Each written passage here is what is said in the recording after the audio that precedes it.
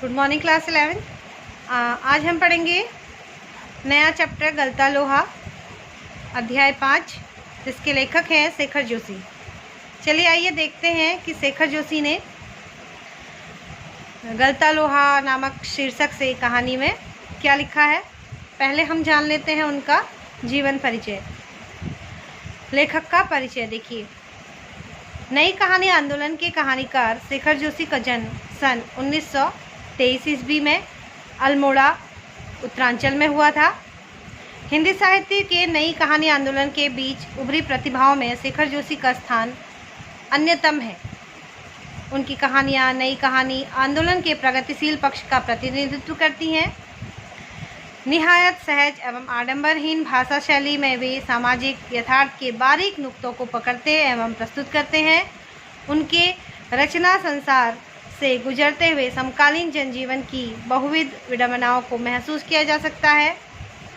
ऐसा करने में उनकी प्रगतिशील जीवन दृष्टि और यथार्थ का बोध अत्यधिक योगदान रहा है। यथार्थ बोध का अत्यधिक उनको योगदान रहा है। इनकी प्रमुख रचनाएं हैं कोसी का घटवार, साथ के लोग, दाजू, हलवाहा, नौरंगी बीमार। कहानी संग्रह है इनकी एक पेड़ की याद।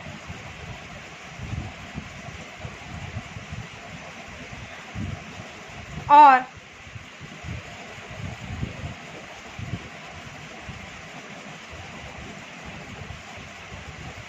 देखिए, कहानी संग्रह था इनका कोसी का घटवार, साथ के लोग, दाजू, हलवाहा, नौरंगी बीमार। ये सब कहानी संग्रह थे। एक पेड़ की याद, यह इनका शब्द चित्र है। ठीक है, ये इनका शब्द चित्र है। पाठ की रूपरेखा हम जान लेते हैं कि पाठ में पहले क्या था। समाज के जातिगत विभाजन पर कई कारणों से टिप्पणी करने वाली प्रस्तुत कहानी गलता लोहा इस बात का उदाहरण है कि शेखर जोशी के लेखन में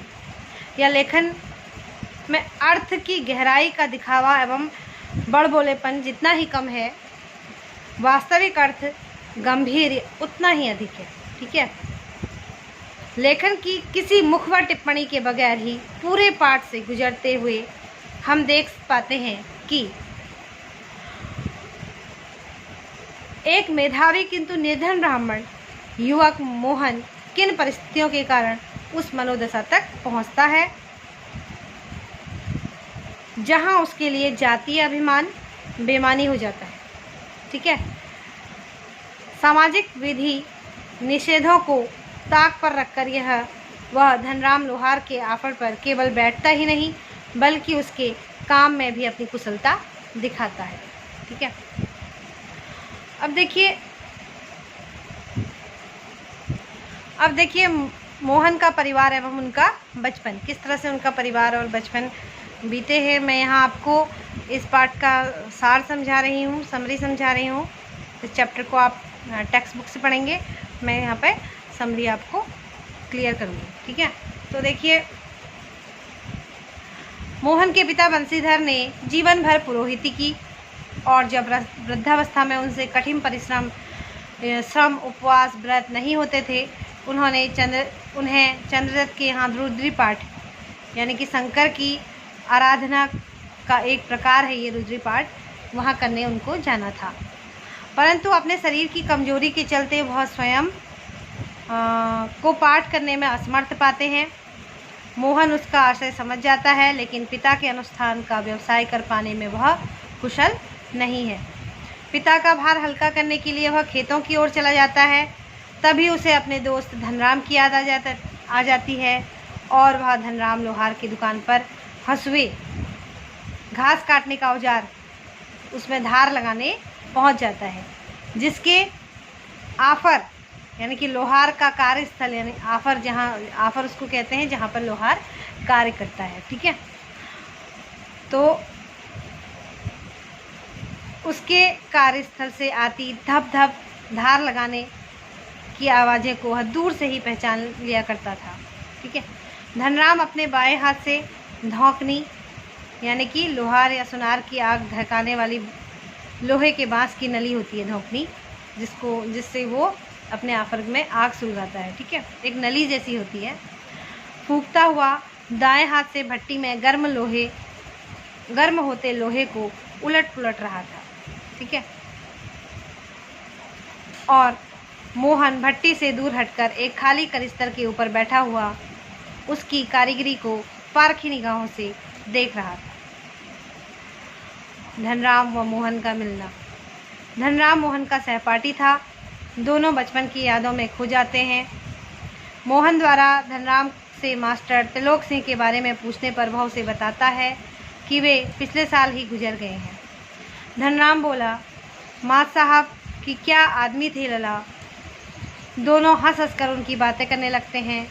ठीक है, उनका कड़क आवाज़ में विद्यालय खोलते हुए बच्चों से प्रार्थना करने व मोहन के विषय में पूछना। मोहन पढ़ाई व गायन में निपुण था। वह मास्टर जी का चहेता था और पूरे स्कूल का वह मॉनिटर था। वही प्रतिदिन विद्यालय में हे प्रभु आनंददाता ज्ञान हमको दीजिए गाकर प्रार्थना करवाता था। ठीक है, आगे देखते हैं। अन्य बच्चों द्वारा मास्टर जी के प्रश्नों के जवाब न देने पर वह उनके प्रश्नों के जवाब देता, इसलिए मास्टर साहब ने उसे कमज़ोर बच्चों को दंड देने का भी अधिकार दिया था। धनराम ने भी मोहन से मास्टर के आदेश पर डंडे खाए थे। धनराम इसके बावजूद मोहन के प्रति स्नेह व आदर भाव रखता था, क्योंकि जातिगत आधार की हीनता उसके मन में बचपन में ही बिठा दी गई थी। उसने मोहन को कभी अपना प्रतिद्वंदी नहीं समझा।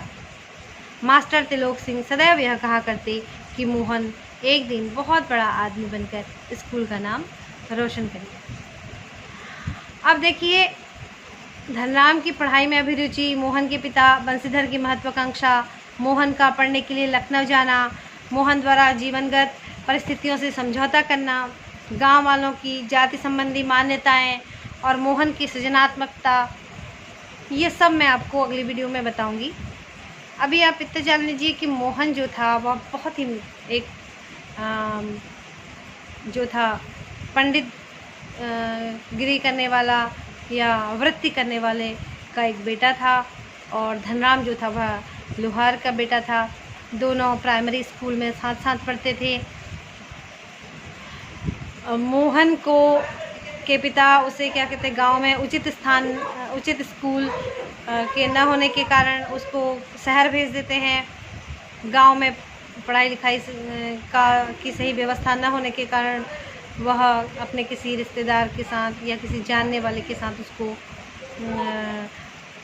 बाहर भेज देते हैं, शहर में भेज देते हैं। परंतु वहाँ उसके साथ बहुत अन्यायपूर्ण व्यवहार किया जाता है।